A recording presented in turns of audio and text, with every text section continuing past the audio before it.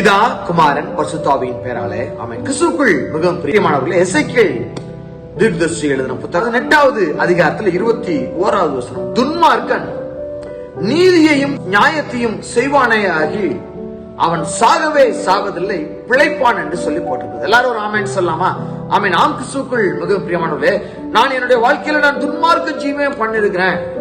என்னுடைய தலைமுறையில என்னுடைய தகப்பன், என்னுடைய தாத்தா, அதற்கு மேல எல்லாம் துன்மார்க்கமா வாழ்ந்திருக்கிறார்கள். என்னுடைய மூதாதையர்கள் துன்மார்க்க ஜீவியம் பண்ணிருக்கிறாங்க. அந்த பழி எனக்கு சுமருமா?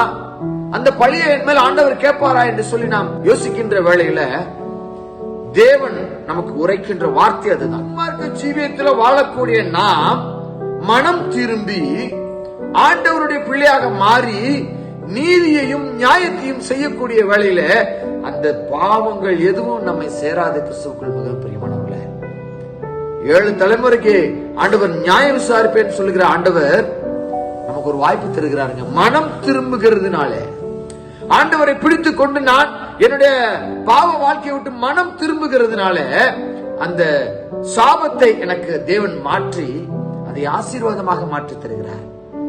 நான் சாகவே சாவதில்லை, நான் பிழைத்திருப்பேன் என்று சொல்லி ஆண்டவர் நமக்கு வாக்கு தருகிறார். எவ்வளவு பெரிய ஸ்லாக்கியம் பாருங்க. மனம் திரும்பலாமா?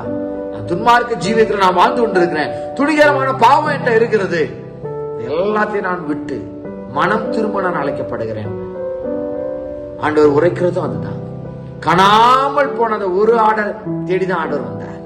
மனம் திரும்ப தேவையில்லாத அந்த 99 நீதிமான்களை குறித்து அவருக்கு கவலை இல்லைங்க. ஒரே ஒரு பாவியை குறித்து அவர் கவலைப்படுகிறார். நம்மை குறித்து அவர் கவலைப்படுகிறாருங்க. நாம் மனம் திரும்புவோம், ஆண்டவருடைய பிள்ளையாக மாறுவோம், நீதியையும் நியாயத்தையும் செய்வோம்.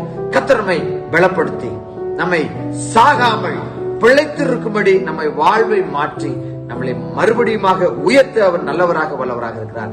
கர்த்தர் தாமே இந்த வார்த்தையை நம்ம உள்ளத்திலே வைத்து நீதியையும் நியாயத்தையும் செய்ய வைத்து மனம் திரும்ப நம்மை ஒப்புக் கொடுக்கின்ற வேளையில வல்லமையாய் பயன்படுத்தி பலப்படுத்தி பாதுகாத்துக் கொள்வாராக. ஆமென். God bless you.